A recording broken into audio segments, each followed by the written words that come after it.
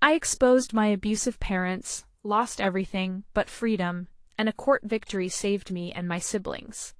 What toxic family tradition did you break that cost you everything? So buckle up, because this is going to be messy. I guess I'll start by saying I come from a wildly dysfunctional family.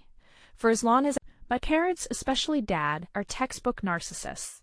Growing up, they forced me and my two siblings to compete for their work to prove alike, some sick reality show where love was the grand prize. But if you showed weakness or empathy, you were exiled emotionally and sometimes physically. My brother spiraled into heroin addiction at 19, which was just another excuse for my parents to hate him and treat him like garbage instead of getting him help. The tradition was simple. No matter what toxic crack you were going through, you had to keep your head down, never complain, and most importantly, never trust anyone outside the family. They drilled into us that the minute you reached out for help or started, literally, they pulled every stunt, sabotaging jobs, spreading lies, turning neighbors against you. Think small town, but everybody fears and worships my family because of money and connections, so they get away with it. Fast forward to me hitting 22. After years of mental torture, emotional sabotage, and watching my brother overdose twice because Dad refused to get him into rehab, I had enough. I got into a real bad place myself, anxiety so bad I couldn't even leave my room. My tradition dictated I swallow it all, but I secretly started seeing a therapist and researching family dysfunction. That's when I broke the cardinal rule. I told my therapist everything about the abuse.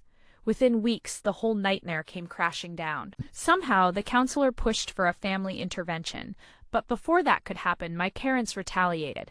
They cut my phone, canceled my bank cards, and convinced the landlord to evict me. They own half the properties in our town. They even reached out to my friends to paint me as a reckless liar, who was trying to destroy the family name.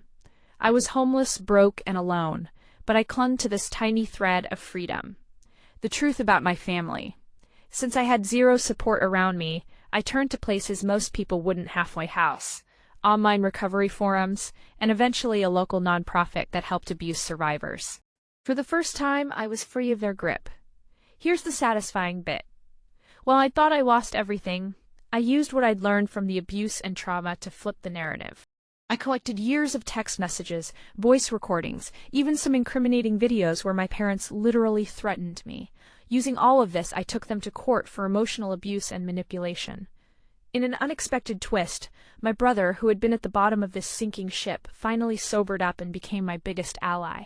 He testified, sharing his own hellish experiences. It was ugly. There were threats,